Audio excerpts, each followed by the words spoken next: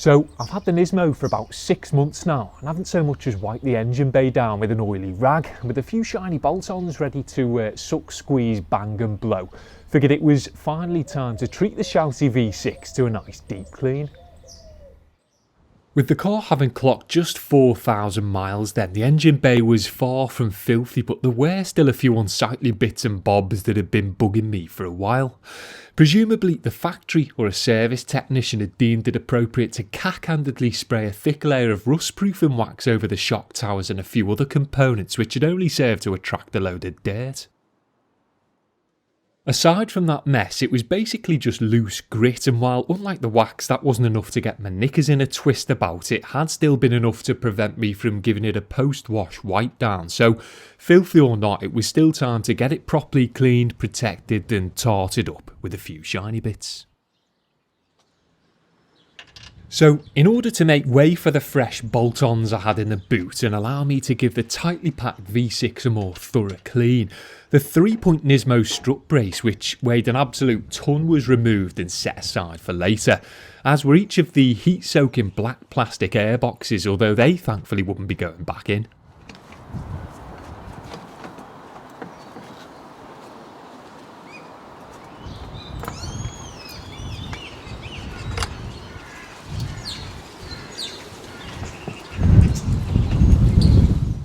Prior to any cleaning, the throttle bodies were waterproofed with a pair of nitrile gloves, while the semi-enclosed battery and alternator down below were covered with plastic carrier bags because I like to do my bit and help save us all from impending doom by reusing them in inventive ways. To do the actual job, I had a collection of different products including a tar and glue remover from Valet Pro, an all-purpose cleaner from Chem, a water-based dressing from Autosmart, a ceramic wet wax from Turtle Wax, some more of the Last Shampoo from the previous video, and of course a collection of different detailing brushes, almost all of which can be found linked in the description below for your purchasing pleasure. I wanted to focus on the unsightly waxy parts first, as I wasn't sure what was going to work, so went in with the potent tar and glue remover to start, which I hoped would dissolve the yellow cack much like it does stubborn sticky adhesive. After letting it sit for a minute or so though, realised that unfortunately wasn't going to work, so switched to a strong solution of all-purpose cleaner, which after being liberally applied, left to soak and worked in, didn't seem to do much either.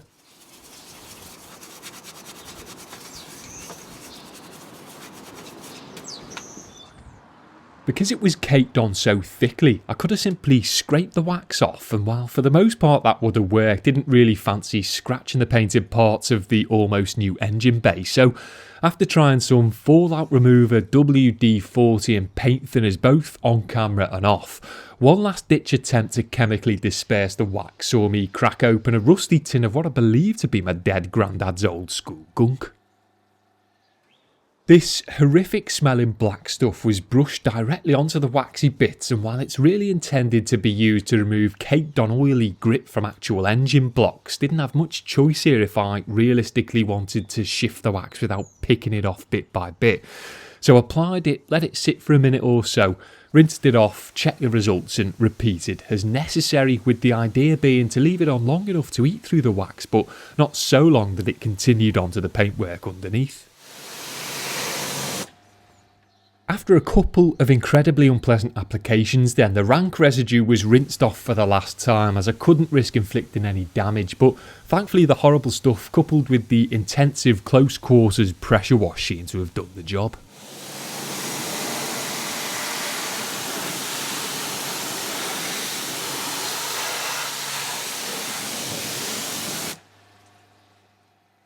Before tackling the rest of the comparatively clean engine bay then, the underside of the bonnet was washed with the ceramic enriched shampoo, and instead of a mitt used a soft bristled long reach brush, which I obviously wouldn't use to clean the exterior painted parts, but it was great for a light bit of contact on this mostly unseen area.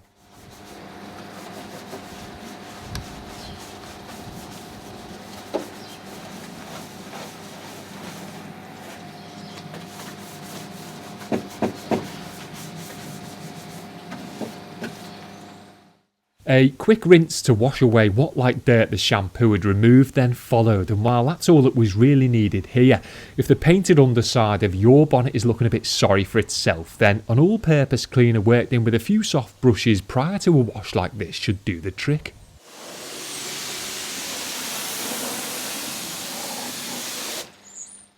It was then on to an all-purpose cleaner application and agitation of pretty much all the lower parts of the engine bay to release what like dirt had collected over the first 2 years of the car's life.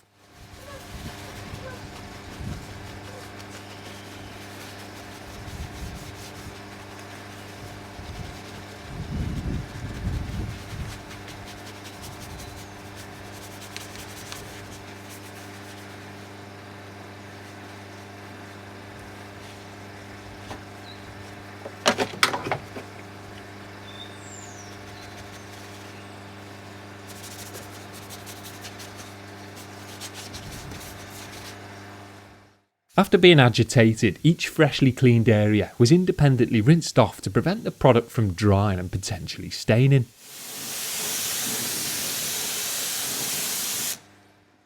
A couple of soft and even softer bristled brushes were used to tend to the areas up top, while the trusty and super versatile easy detailed brush was used to work the cleaner into the deeper recesses of the engine bay. And even though the strut towers had already been battered, they were hit one last time with the APC to make sure that any remaining gunk residue, which had unfortunately been splattered everywhere, was removed.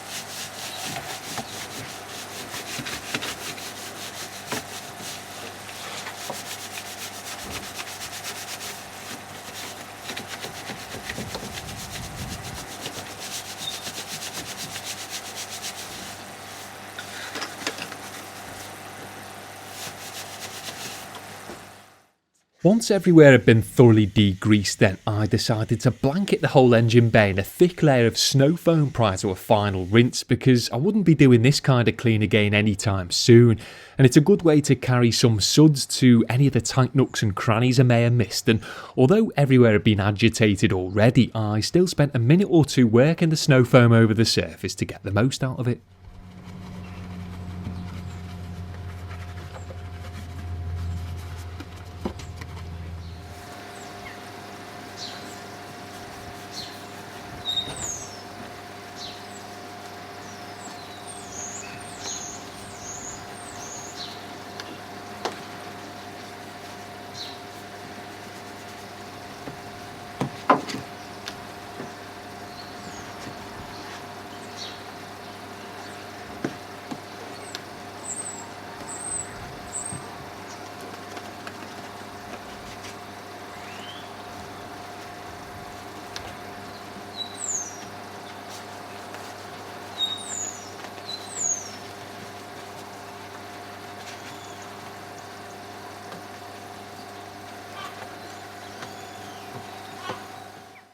One final thorough rinse was then performed to remove all of the suds and lingering potent products, and for those of you wondering whether this is safe to do or not, so long as you cover and or disconnect the important electrical components and openings like I did here, and ensure you don't unnecessarily drive water into vulnerable areas. Generally, yes.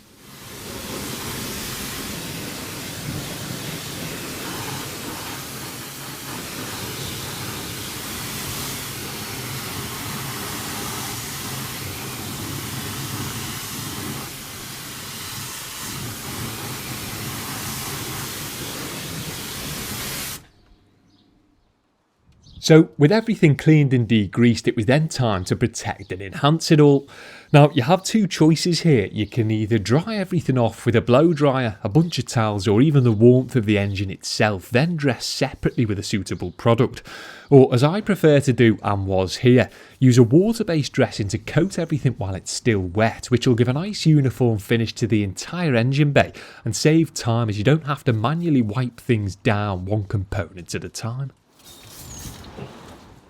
While the dressing was soaking in then, instead of simply drying the underside of the bonnet and other painted parts, I spritzed them with the ceramic wet wax shown at the beginning of the video, which both aids the drying and adds some superficial protection and shine. The underside of the bonnet was tended to with a relatively plush dedicated drying towel to help soak the rinse water up from the cracks and crevices, while the other bits in the bay were wiped over with some smaller general purpose ones which are great for this kind of thing.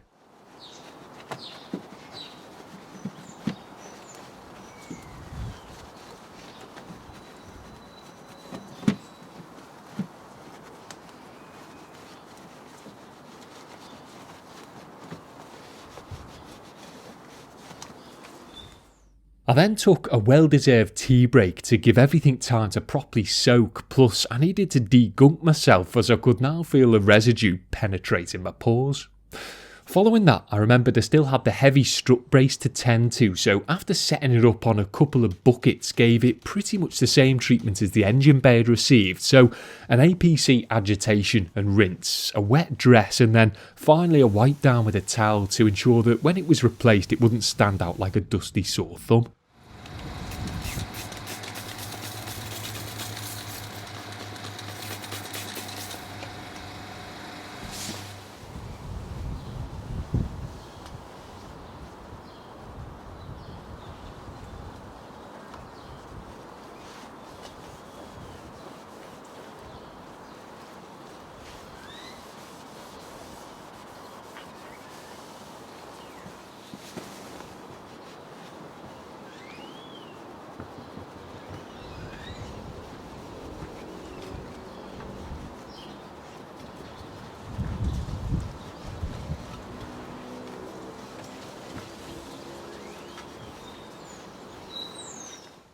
Although things had had enough time to soak, there was still a fair bit of dressing infused water knocking about, so decided to give everywhere a wipe down as the car was going to be sitting overnight before being bolted back together, and didn't like the idea of it all staying damp that long.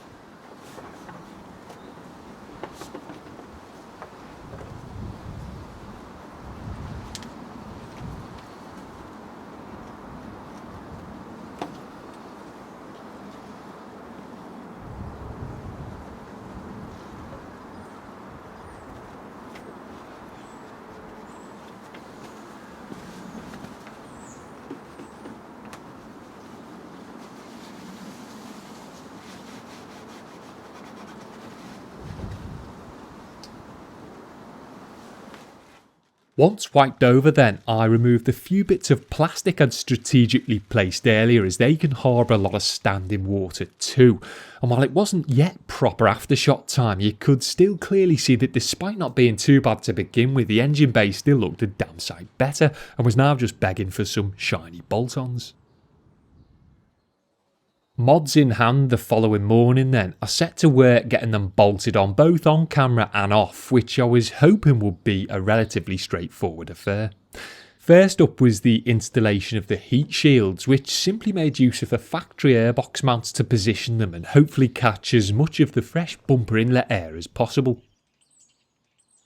The all-important nitrile gloves were then pulled off the throttle bodies to allow the silicone couplings to be affixed and secured with Jubilee clips, so that the shiny intake tubes could then be roughly wiggled into place.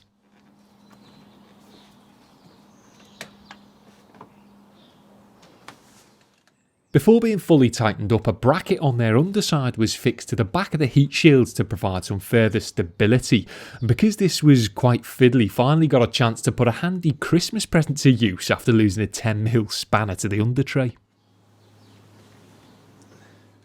The intake pipes were then properly tightened at the throttle bodies, and after a few vacuum hoses which required a fair bit of trimming and redirecting had been sorted off camera, the big red filters themselves were slotted on and secured, obviously making sure to get the K&N logos on the front of them nice and straight.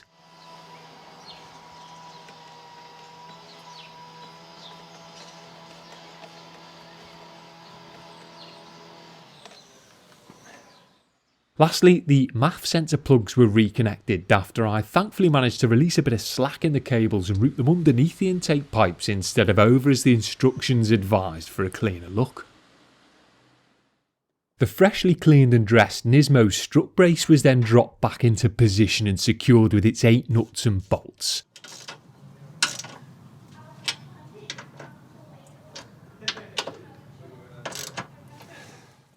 Before any loose bits of trim were then clipped back into place so it looked like nothing had been removed.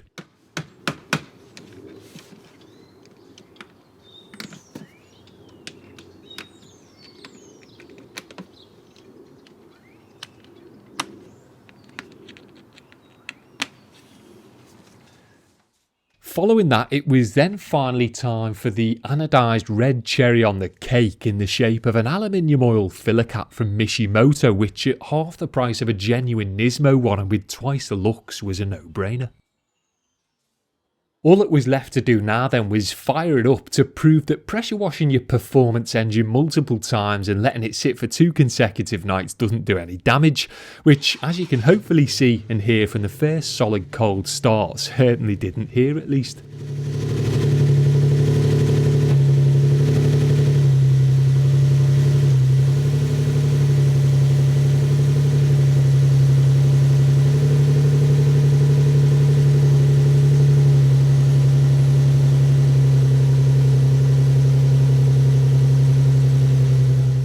Granted, there was a bit of worrying smoke, but I quickly realised that was just some Gunk or WD-40 residue flashing off the exhaust manifold, so resisted shouting fire.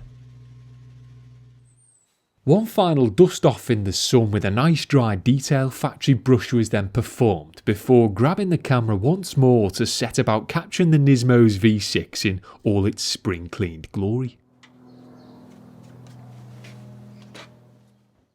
Now, to me there's something perversely pleasurable about knowing that what should be the dirtiest part of a car is actually cleaner than the cleanest parts of most others, and understanding it can easily be kept looking that way with a quick wipe down once a month is as equally satisfying.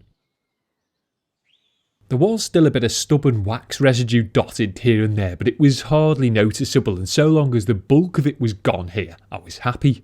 Again, I know it wasn't particularly dirty to begin with, but it was far from what I'd call clean either. So while there might not be a huge transformation to behold here, I'm sure you'll instead be able to simply appreciate a man attempting to make the power plant of his pride and joy look as smart as it possibly can, so that he can unashamedly pop his power bulge in public. While the short ram kit might not free up as many horses as a dedicated cold air one that locates behind the bumper, for me it was more about the noise and the novelty of seeing the 2 filters in the engine bay, so as long as I don't lose any power it's still money well spent in my gunk stained eyes. Finally then, if you're wondering what it now sounds like, you'll be pleased to hear I'll be showcasing just that in an upcoming video, so stay tuned for that. But for now, thanks a lot for watching, as despite how it might have appeared, this one was a bit of a time consuming ball ache.